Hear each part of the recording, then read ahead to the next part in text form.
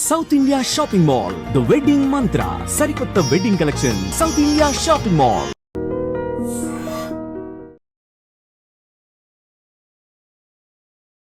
అందరికీ నమస్కారం. Welcome back to iDream media. మన ఆయుర్వేదం ప్రోగ్రామ్కి అందరికీ స్వాగతం.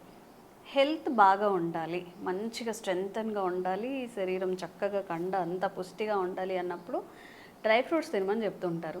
ఈ డ్రై ఫ్రూట్స్లో కూడా బాదం, జీడిపప్పు, వాల్నట్స్ అని, ఇప్పుడు కొత్తగా ఫ్లాక్ సీడ్స్ అని, అలాగే గుమ్మడి విత్తనాలు, పుచ్చకాయ విత్తనాలు చాలా చెప్తూ ఉంటారు కదా.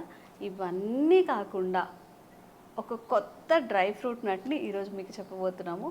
సో ఆలస్యం చేయకుండా బృహత్ ఆయుర్వేద హాస్పిటల్ నుంచి డాక్టర్ లక్ష్మి గారు మనతో ఉన్నారు. సో ఆ కొత్త డ్రై ఫ్రూట్ ఏంటి? ఇప్పుడు నార్మల్గా ఒక్క వీడియో ఏదైనా వైరల్ అయిందంటే కొన్ని వందల వీడియోస్ దాని మీద చేస్తూ ఉంటారు. సో మేము ఇప్పుడు మనం ట్రెండ్ సృష్టించబోతున్నామేమో ma'am. First of all welcome to iDream. నమస్తే మ్యామ్. సో ఏంటి అంటే మీ పిల్లలు బాగా వీక్గా ఉన్నారా? ఈ డ్రై ఫ్రూట్స్ ఇవ్వండి, డ్రై ఫ్రూట్స్ పొడి చేయండి, అవి ఇవి కలిపేయండి, ఒక 10 ఐటమ్స్ చేసి పొడి చేసి పాలలో ఇవ్వండి అని చెప్తూ ఉంటారు కదా. సో వాటి అంటే ఇప్పటి వరకు తెలియంది ఈరోజు మీరు చెప్తా అన్నారు కాబట్టి వాట్ ఈస్ దట్, అసలు దానివల్ల ఎలాంటి ఆరోగ్య ప్రయోజనాలు ఉంటాయి? ఓకే, ఇవి చూడండి ఒకసారి. పైకి చూడడానికి చాలా గట్టిగా షెల్ గట్టిగా ఉంటుంది అనుకున్నాం, తింటే చాలా సాఫ్ట్గా ఉంది.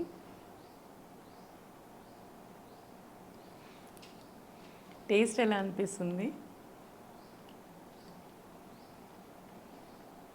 టేస్ట్ బాగుంది, కానీ ఏంటనేది అర్థం అవ్వట్లేదు. యాక్చువల్లీ నేను కొంచెం ఏమైనా గెస్ట్ చేయొచ్చా? చెప్పండి, ట్రై చేయండి. ఆ ఫ్లేవర్ కూడా కొత్తగా అనిపిస్తుంది. మరి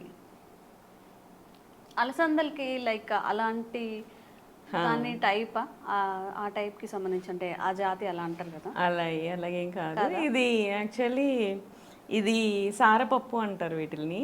మనకి చిరోంజి సీడ్స్, చిరోంజి సీడ్స్ అంటారు వీటిని. సీడ్స్ ఉన్నాయా? అవును, కలోంజి వేరు, చిరోంజి వేరు.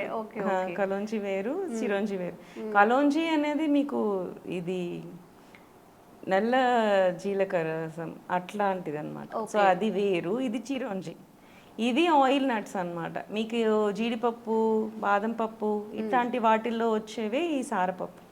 జనరల్గా ఎక్కడో తిన్న ఫీలింగ్ వస్తుంది, లైక్ ఏదైనా బాదం పాలల్లో కింద ఏదైనా ఉన్నప్పుడు అలాంటి ఫీలింగ్ వస్తుంది. మన పాతకాలంలో బాదంకి ఎట్లా మనకి చిన్న బాదం అనేది మంచిది. యాక్చువల్లీ మనం ఇప్పుడు చూస్తున్నవన్నీ ఫారెన్ బాదం పప్పు తింటున్నాం మోస్ట్లీ.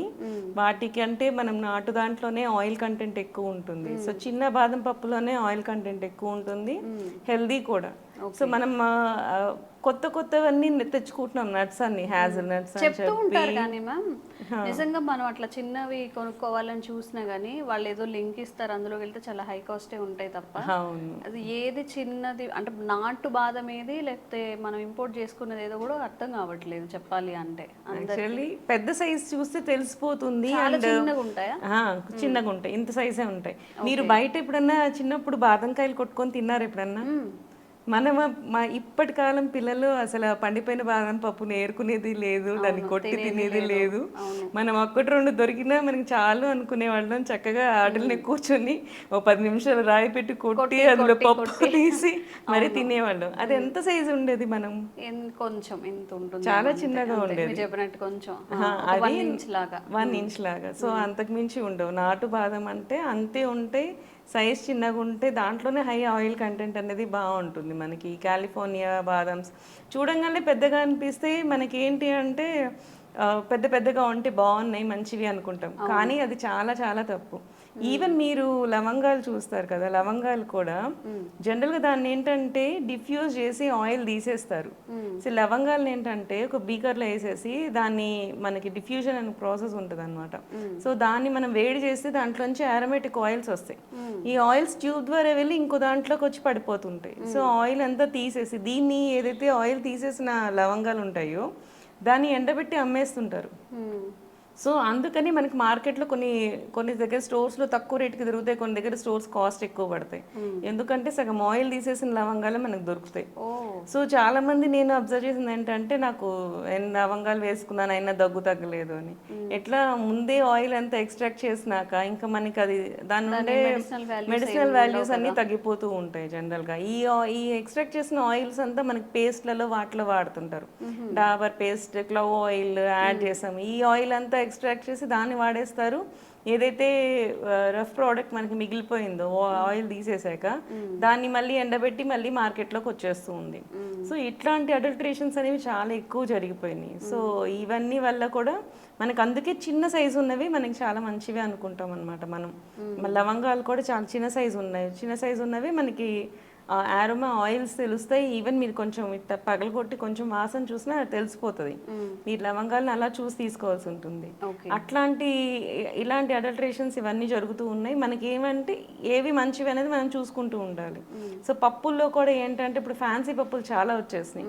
హ్యాజిల్ నట్స్ అని, లేకపోతే వాల్నట్స్ కూడా మంచివి, కానీ అవన్నీ కంటే మనం ఇవి పాతకాలం ఇది మనకు ఈ ప్రియాల అంటారు ఆయుర్వేదంలో, మెడిసినల్ ప్రాపర్టీస్ ఉన్న నట్స్ ఏంటి అన్నప్పుడు this is the best drug అని చెప్పి మనం చెప్పుకోవచ్చు అనమాట దీంట్లో.